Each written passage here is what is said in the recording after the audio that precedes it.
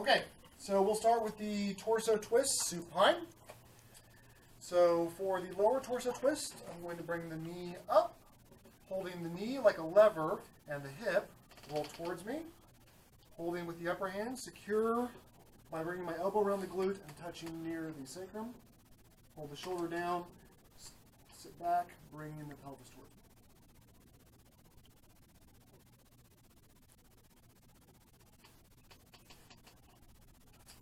For the upper, bring the arm over, and grab both hands on the shoulder, hold with the inferior while I lift the superior. I touch near the spine, hold this hip, sit back,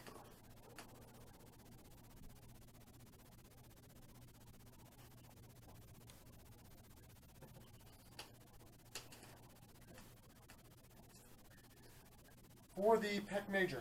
I'm going to have you come so your shoulders hanging off the table. A lot of times the client will be more comfortable if they lay diagonal, so they feel like their center of their body weight's still on the table. But we need the shoulder fully off, so about 2 more inches. Excellent. I want the shoulder to be completely unimpeded. If they keep their shoulder on when I go back, the arm will hit the table and they won't get the full stretch out of it. So for the pec major, I bring the arm straight out from the shoulder and then straight up like they've got a box right here between their neck and their arm. I hold the shoulder. If I don't, as I go back, they'll tend to raise their shoulder up to compensate, like they roll the pelvis with the legs. So this arm is just here as a reminder to keep the shoulder steady. And then this arm, I'm holding the forearm, goes straight back towards the floor. This creates a stretch for the pec major.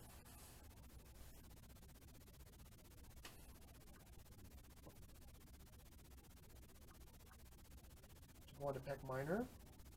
Of course, all these stretches again. Repeat for a minimum to 8 seconds. I usually suggest counting to 10, 15. You can repeat 3 to 5 times. You can take a deep breath and go deeper each time. Come out. Let the blood get back in. Relax the muscles a little bit. For pec minor, here's my 90 from pec major. I come up to a 45-degree angle now, like they're trying to do the Y in YMCA. Still supporting the shoulder, and then going straight back, and that changes the pressure, bringing it more on the pec minor. This one typically is tighter, and you can't go back as far.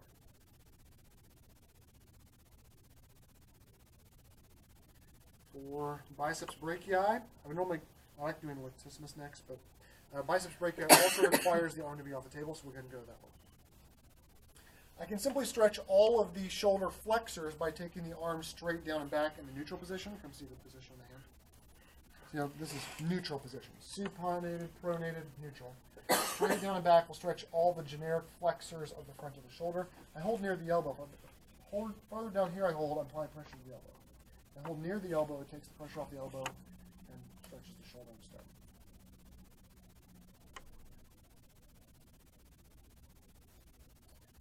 So really focus the stretch on the bicep.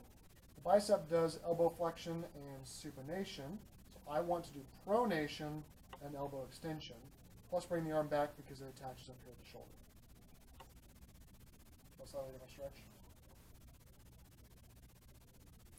And all I did, really the only main difference here is I pronated the arm before going into it.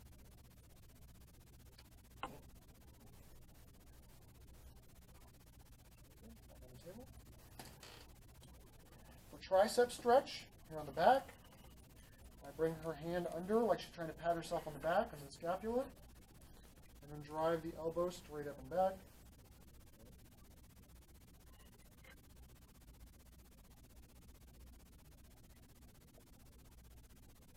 This lengthens the point of the elbow from its attachment here on the other shoulder.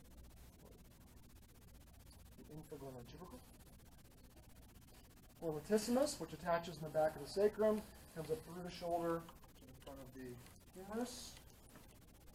I'm going to grasp the elbow, just near the elbow and the wrist, go straight up and back.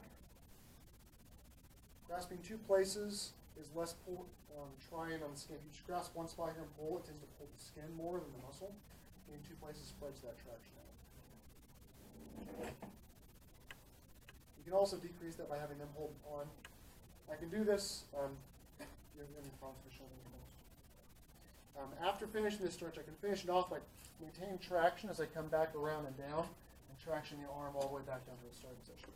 I would never do that on somebody who has a previous history of shoulder problems, dislocation, or shoulder instability, because that pulling around can go through some of those fibers and irritate them. If I don't want to pull back around, I can do that stretch 2 at a time by having them hold back onto my wrist, and that contraction up, and I can stretch both sides of the business.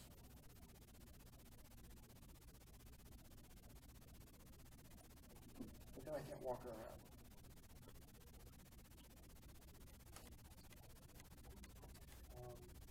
The forearms, we have extensors here. For those, I just make a fist and roll down. That works the extensors as a group. When I work each one individually, I can simply pull each finger down towards the forearm. That'd be stretching extensor digitorum, extensor indices.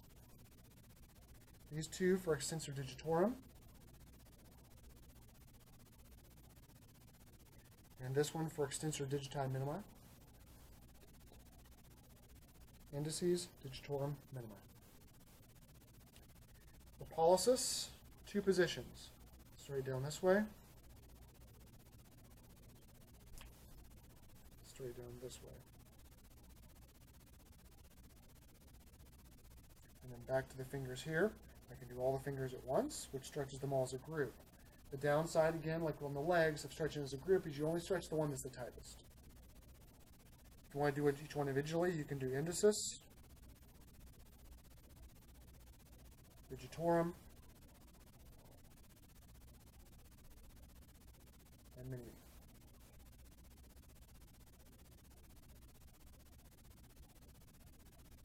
Hand taco to stretch the muscles in the back of the hand.